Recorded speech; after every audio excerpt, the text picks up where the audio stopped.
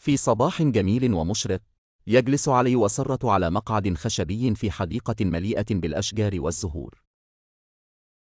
يتساقط ضوء الشمس عبر أوراق الشجر، ويملأ الهواء برائحة الياسمين العطرة. علي، صباح الخير. سرة، ما أجمل هذا الصباح، أليس كذلك؟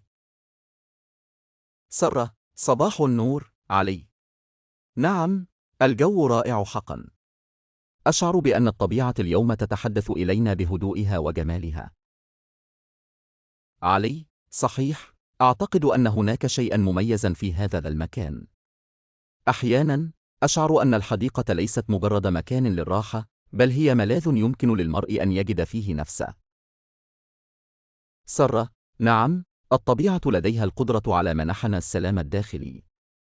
عندما أكون هنا، أشعر أنني جزء من شيء أكبر، كأنني متصلة بكل شيء حولي. علي: هذا التفكير عميق جدا. أعتقد أن الإنسان بحاجة إلى هذا الاتصال بالطبيعة لكي يستعيد توازنه. نحن نعيش في عالم مليء بالضغوط والضوضاء، وهذه اللحظات من الهدوء تجعلنا ندرك ما هو حقا مهم. سرة: بالفعل، وكأنها فرصة للتأمل في حياتنا واختياراتنا. أتساءل أحيانا كيف كنا سنعيش لو قضينا مزيدا من الوقت في أماكن مثل هذه. علي: ربما كنا سنكون أكثر سعادة ورضا. الطبيعة تعلمنا التواضع والصبر، وتمدنا بطاقة إيجابية نحتاجها لنواجه تحديات الحياة. سرة: نعم، وكل زهرة أو شجرة هنا تروي قصة من صمود وإصرار. الطبيعة دائما ما تذكرني بأن الحياة تستمر رغم كل الصعاب. علي: بالضبط. وهذا يذكرني بمدى قوة الإرادة البشرية، وكيف يمكننا تحقيق ما نريد إذا تمسكنا بأحلامنا مثلما تتمسك الأشجار بجذورها.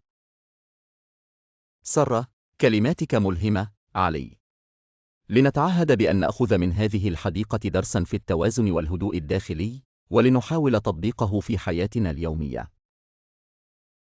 علي: هذا وعد. لنحافظ دائما على هذا الاتصال مع الطبيعة ومع أنفسنا.